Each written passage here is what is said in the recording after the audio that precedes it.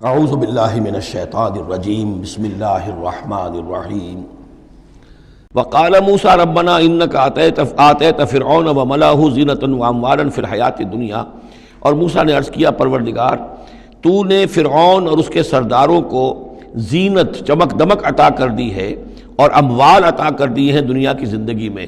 ربنا لیضلوا عن سبیلک، پروردگار اس لیے کہ وہ لوگوں کو گمراہ کرے تیرے راستے سے۔ ان کے پاس زور ہے، اقتدار ہے، اختیار ہے، دولت ہے، چمک دمک ہے۔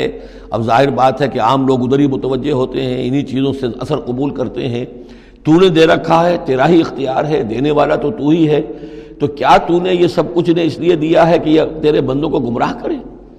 ربنا لیضلوا عن سبیلک ربنا اطمس علی اموالہم، اے اللہ اب ان کے اموال مٹا دے، واشدد علی قلوبہم، ان کے دلوں کے اوپر گرہ لگا دے، سختی پیدا کر دے، فلا یؤمنوا حتی یروا العذاب العلیم، کہ یہ ایمان نہ لائیں جب تک کہ کھلم کھلا دیکھ نہ لیں عذاب علیم کو۔ اس کا مطلب کیا ہے؟ ہونا تو یہ چاہیے کہ نبی کہے کہ یہ ایمان لے آئیں۔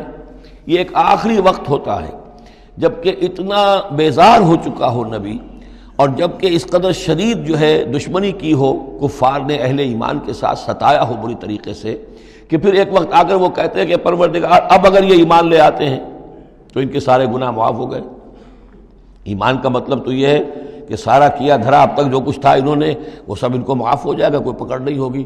تو پروردگار اب یہ جس حد کو پہنچ گئے ہیں ان کے دلوں کو سخت کر دے، یعنی ان کے دلوں پر مہر کر دے، اب یہ ایمان نہ لائیں جب تک کہ عذاب عریاں طور پر ان کے سامنے نہ آ جائے۔ جب عذاب آ جائے گا پھر ایمان لانے کا فائدہ کوئی نہیں، اس کے بعد تو جو ہے وہ ایمان معتبر نہیں ہے اللہ کے ہاں۔ واشدد علی قلوبہم فلا یؤمنوا حتی یروا العذاب العلیم، قال قد اجیبت دعوتکما فاستقیما ولا تتبعان سبیل الذین لا یعلمون۔ اللہ تعالیٰ نے فرمایا ٹھیک ہے، تم دونوں کی دعا ہم نے قبول کر لی، قد اجیبت قبول کر لی گئی، منظور کر لی گئی دعا، دعوتکما تم دونوں کی دعا، فاستقیما اب تم بھی قائم رہنا۔ ایسا نہ ہو کہ وقت آنے پر تمہارا دل پسیج جائے کہ اللہ اب ان کو معاف فرما دے، تم بھی قائم رہنا۔ وَلَا تَتَّبِعَانَ سَبِيلَ الَّذِينَ لَا يَعْلَمُونَ، اور ان لوگوں کے راستے کی پیروی ہرگز نہ کرنا جو علم نہیں رکھتے۔ وَجَاوَزْنَا بِبَنِي إِسْرَائِيلَ الْبَحْرَ، اور پھر ہم نے بنی اسرائیل کو پار اتار دیا سمندر کے یا دریا کے۔ فَأَتْبَعَهُمْ فِرْعَوْنُ وَجُنُودُهُ، تو پھر اس کے پیچھے آئے فرعون، ان کے پیچھے آئے فرعون اور اس کے لشکر بھی، بغیًا وعدوا، شرارت کے ساتھ اور زیادتی کے ساتھ، حتیٰ اذا ادرکہ الغرق، یہاں تک کہ جب وہ غرق ہونے لگا، پا لیا اسے غرق نے، یعنی فرعون جو ہے غرق ہونے لگا۔ قال آمنت انہ لا الہ الا الذی آمنت بہ بنو اسرائیل، اس نے کہا میں ایمان لایا اس پر کہ کوئی خدا نہیں ہے، کوئی الہ نہیں ہے سوائے اس کے کہ جس پر بنی اسرائیل ایمان لائے ہیں، وانا من المسلمین، اور میں اس کے فرما برداروں میں سے ہوں۔ الآن، کیا اب ایمان لا رہے ہو؟ وقد عصیت قبل، حالانکہ اس سے پہلے تم نافرمانی کرتا رہا، وکنت من المفسدین، اور تو نہایت فساد کرنے والوں میں سے تھا۔ فالیوم ننجیک ببدنک، تو اب آج ہم تمہارے بدن کو نجات دے دیں گے، یہ گلے سڑے گا نہیں، محفوظ رہے گا۔ لتکون لمن خلفک آیا، تاکہ تو اپنے بعد والوں کے لیے ایک نشانی بنا رہے۔ اس کی فرعون کی لاش جو ہے مل گئی تھی، صرف یہ کہ ناک پر سے کہیں سے کسی مچھلی نے کچھ کاٹا تھا، وہ صرف باقی ہے کہ پوری فرعون کی وہ لاش جو ہے محفوظ ہے۔ لتکون لمن خلفک آیہ وان کثیرا من الناس عن آیاتنا لغافلون، اور یقیناً بہت سے لوگ ہماری آیات سے غفلت ہی برتتے رہتے ہیں۔ وَلَقَدْ بَوَّأْنَا بَنِي إِسْرَائِيلَ مُبَوَّأَ صِدْقٍ، اور ہم نے بنی اسرائیل کو بہت ہی عمدہ جگہ فراہم کر دی۔ وَرَزَقْنَاهُم مِّنَ الطَّيِّبَاتِ، اور انہیں روزی دی بہت ہی اچھی پاکیزہ چیزوں کی۔ فَمَا اخْتَلَفُوا، تو انہوں نے نہیں اختلاف کیا، حتیٰ جاءہم العلم، یہاں تک کہ علم ان کے پاس آ گیا۔ ان ربک یقضی بینہم یوم القیامہ، یقیناً آپ کا رب فیصلہ کرے گا ان کے مابین قیامت کے دن، فیما کانوا فیہ یختلفون، جن چیزوں میں کہ وہ اختلاف کرتے رہے تھے۔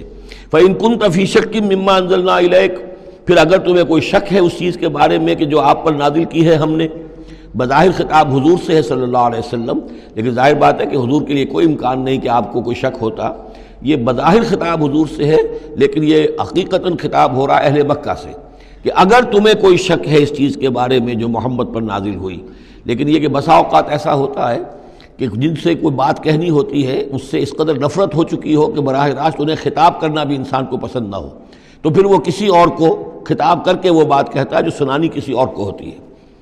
اگر تمہیں شک ہے اس چیز کے بارے میں کہ جو ہم نے اپنے اس بندے محمد پر نازل کی ہے صلی اللہ علیہ وسلم، فاسأل الذین یقرؤون الکتاب من قبلک، تو پھر پوچھ لیجئے ان لوگوں سے کہ جن کو کتاب دی گئی تھی آپ سے پہلے، لقد جاءک الحق من ربک، اے نبی آپ کے پاس حق آیا ہے آپ کے رب کی طرف سے، فلا تکونن من الممترین، تو ہرگز نہ ہو جائیں آپ شک کرنے والوں میں۔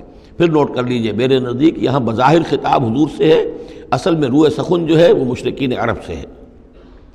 ولا تکونن من الذین کذبوا بآیات اللہ، اور مت بن جانا ہرگز ان لوگوں میں سے جنہوں نے اللہ کی آیات کو جھٹلایا، فتکون من الخاسرین، تو ہو جاؤ گے خسارہ پانے والوں میں سے۔